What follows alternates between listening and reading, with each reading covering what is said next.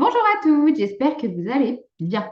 Alors, ça fait un moment qu'on ne s'est pas vu. J'espère du coup que tout le monde est en forme et que vous avez la chance, peut-être comme moi, de profiter de ce long week-end. J'avais envie cette semaine justement de reprendre sur les chapeaux de roue et de parler prise de décision. Alors, je sais que parfois c'est un sujet un petit peu compliqué pour certaines d'entre vous, que des fois c'est un peu difficile, qu'on a tendance à, quand on doit prendre une décision sur un sujet important, parce que bon, sur les sujets en général simples, dans l'ensemble, ça va, encore que je sais que parfois c'est pas toujours évident pour certaines d'entre vous.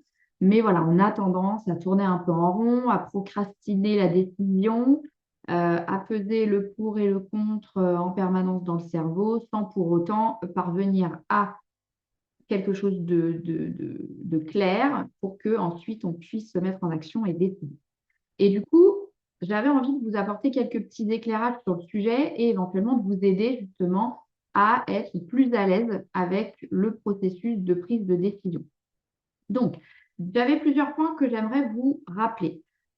Premier point, si vous ne décidez pas, c'est une décision malgré tout. C'est-à-dire que décider de ne pas décider, c'est aussi finalement décider de rester dans l'inaction et de rester un peu en statu quo. Alors, le problème avec le fait de ne pas décider, alors après, libre à vous, hein, on n'est pas obligé de prendre les décisions toujours tout de suite, immédiatement, etc., et de vouloir prendre le temps de le faire. Ça, c'est pas un problème. Par contre, voilà, parfois, retarder l'échéance, c'est parfois un peu échouer avant même d'avoir essayé quoi que ce soit.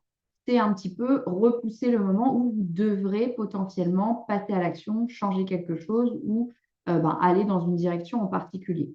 Donc, ce qu'il faut se rappeler dans le processus de prise de décision et qui est parfois souvent oublié, c'est que, ou qu'on ne sait pas forcément, c'est qu'il n'y a pas de bonne ou de mauvaise décision.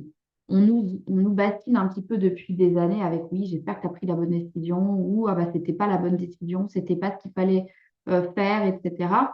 Le problème avec ça, c'est que finalement, à vouloir toujours prendre la bonne décision, on finit surtout à ne jamais prendre de décision, à ne jamais prendre de risque, à ne jamais rien tenter ou essayer de nouveau pour justement être sûr de ne pas se planter. Or, moi, ce que j'ai envie de vous apporter comme éclairage, comme je le disais, c'est qu'il n'y a pas de bonne ou de mauvaise décision. Vous prenez la décision au moment M qui vous semble la meilleure, compte tenu des circonstances, de votre état émotionnel, de où vous en êtes dans votre vie, etc.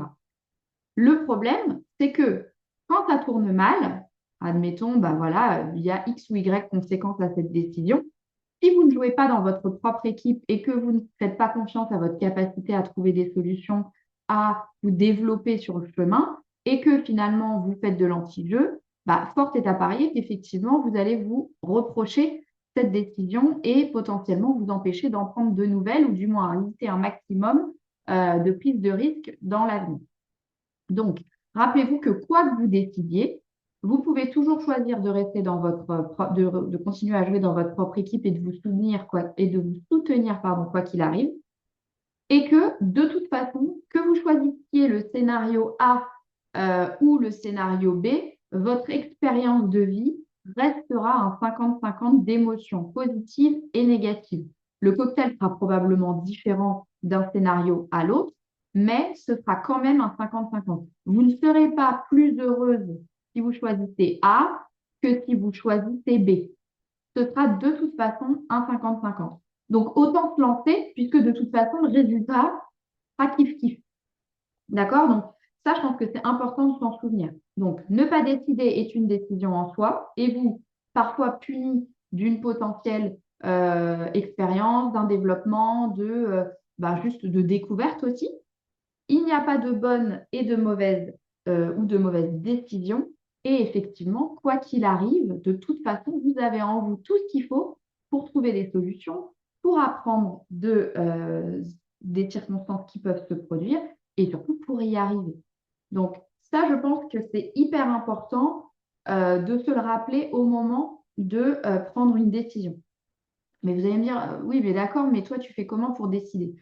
Alors, moi, comme vous, hein, ça m'arrive de tourner en rond, de ne pas savoir trop ce que je veux faire et pourquoi et comment et où est-ce que je vais, etc. Et qu'est-ce qui serait bien, pas bien. Et ça peut me prendre parfois un peu de temps de décider. Mais à un moment donné, de toute façon, il va falloir décider. Donc, moi, ce que je préfère faire, plutôt que de peser le pour et le contre, ce qu'on peut voir et entendre le plus souvent, c'est cet outil que l'une des coachs de l'école de coaching qui m'a formée de Life Coach School utilise. C'est vraiment plutôt une méthode du pour. C'est-à-dire, quelles sont les raisons qui nous incitent à choisir l'option A et quelles sont les raisons qui nous incitent à choisir l'option B. Une fois que vous avez listé les raisons pour lesquelles vous seriez tenté par chaque option, vous choisissez tout simplement les raisons que vous préférez, celles que vous aimez, celles qui ont du sens pour vous.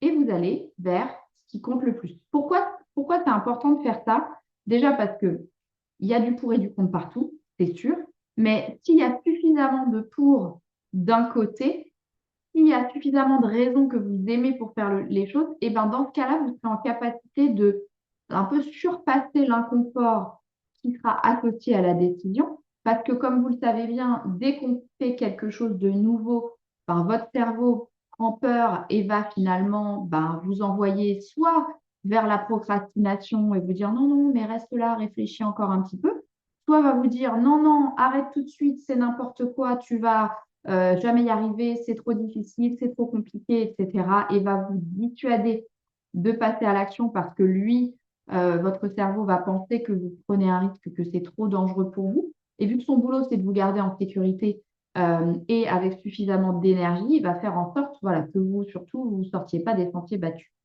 D'accord? Donc, si vous aimez vos raisons, vous arriverez en fait à surpasser un peu cet inconfort, cette résistance de votre cerveau. D'accord? Et ce qu'il faut se rappeler, je pense, là-dedans, c'est que quand on prend des décisions, parce qu'on en prend 1 milliard par jour, on ne s'en rend pas compte, mais sur certains sujets, bon, bah voilà, elles ont un petit peu plus de poids ou c'est des décisions qui impliquent un changement peut-être plus important. Euh, Justement, prendre des décisions, c'est nous autoriser à laisser la place au changement, à l'évolution, à la nouveauté, à la découverte dans notre vie. C'est aussi ce qui nous permet de continuer à évoluer aussi en tant qu'être humain, parce que garder euh, je dirais, notre petit train-train quotidien, ne faire toujours les mêmes choses qui sont familières, qui ne prennent pas de risques, etc., ça, on peut le faire. Mais finalement, ça retire, je pense, pas mal de saveur à l'expérience humaine de manière générale.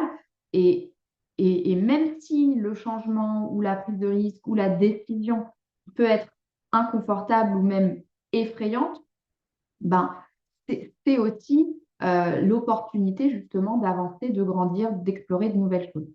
Et puis, ce qu'il faut se rappeler, je pense aussi, c'est que avoir peur de quelque chose, de décider de se lancer, de créer quelque chose, de quitter quelque chose, de découvrir de nouveaux horizons, ne veut pas dire qu'il y a un problème. Parce qu'on a peur, ça ne veut pas dire qu'il y a un problème. Pas nécessairement. En tout cas, dans notre société moderne, on est quand même relativement en sécurité de manière générale, mais quand on a peur, c'est souvent signe qu'il faut bouger. D'accord? Si vous êtes pourchassé par un mammouth à l'époque de la préhistoire, le fait d'avoir peur vous permet de dire, OK, là, il faut que je me casse parce que sinon, je vais me faire bouffer. Mais avoir peur à notre siècle, à nous, c'est potentiellement dire, OK, tiens, là, je sens que ça craint, je vais y aller, je vais partir, je vais aller faire autre chose, etc. Donc, la peur est plutôt un signe de mouvement, de changement, d'avancée en réalité.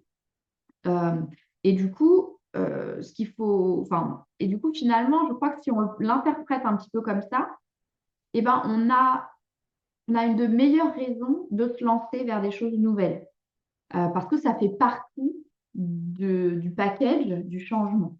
D'accord? Et puis, de manière générale, ce qu'il faut se rappeler aussi, c'est que les personnes qui se lancent, elles ont peur aussi, d'accord? Mais elles y vont quand même.